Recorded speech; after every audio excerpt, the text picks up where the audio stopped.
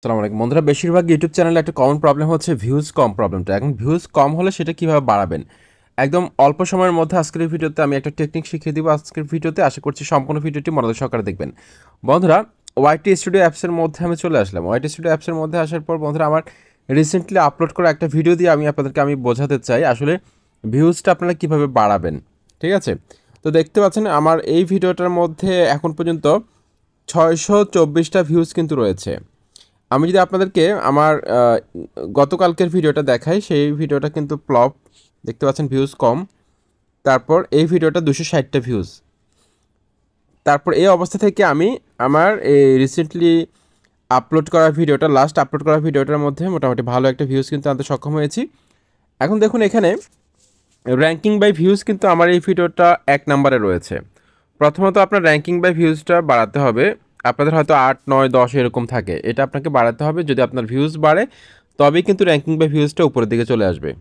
ওকে, তারপর এখানে আমরা আরেকটা বিষয় খেয়াল করবো, সেটা হচ্ছে যে impression click through rate. Impression click through রেটটা আপনার কত পার্সেন্ট আছে সেটা আপনি চেক করে দেখবেন। যদি 5%-এর নিচে থাকে তবে অবশ্যই বুঝতে হবে আপনার থাম্বনেলটা ভালো হয় নাই। অবশ্যই আপনার থাম্বনেলটা চেঞ্জ করতে হবে। তারপর হচ্ছে অ্যাভারেজ ভিউ ডিউরেশন, লাস্টের যে অপশনটা, এটা আমার 3টে সিগন্যাল কিন্তু উপরের দিকে আছে। আপনার যদি সিগন্যালগুলো নিচের দিকে থাকে তাহলে কিন্তু আপনার ভিডিওটার মধ্যে ভিউজ কম আসবে। ঠিক আছে, আমার 3টে সিগন্যাল উপরের দিকে আছে। অ্যাভারেজ ভিউজটা যদি খারাপ আসে সেক্ষেত্রে আপনি কী করবেন? ওকে, তো আমি এখানে অ্যানালিটিক্সের মধ্যে ক্লিক করলাম। তারপর এখান থেকে অ্যানালিটিক্সের মধ্যে ক্লিক করলাম। তারপর এখান থেকে অডিয়েন্সের মধ্যে ক্লিক করলাম। এঙ্গেজমেন্টের মধ্যে ক্লিক করলাম। এঙ্গেজমেন্টের মধ্যে ক্লিক করার পর এখানে দেখুন মোটামুটি সবগুলোর আইকন ঠিক আছে, দেখতে পাচ্ছেন। রেভিনিউর মধ্যে ক্লিক করলাম, রিচের মধ্যে ক্লিক করলাম।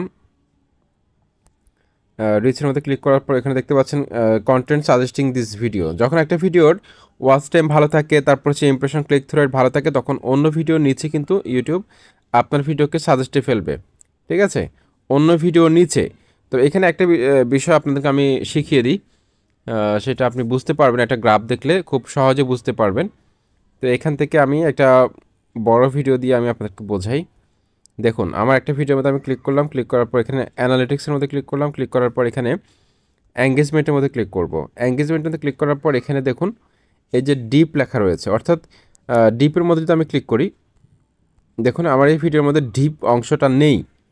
তো ডিপ হচ্ছে যে আপনার ভিডিওর মধ্যে এমন একটা অংশ, যে অংশটা মানুষ বোরিং ফিল করেছে, অর্থাৎ দেখে নেই, ক্লিক করে বের হয়ে চলে গেছে।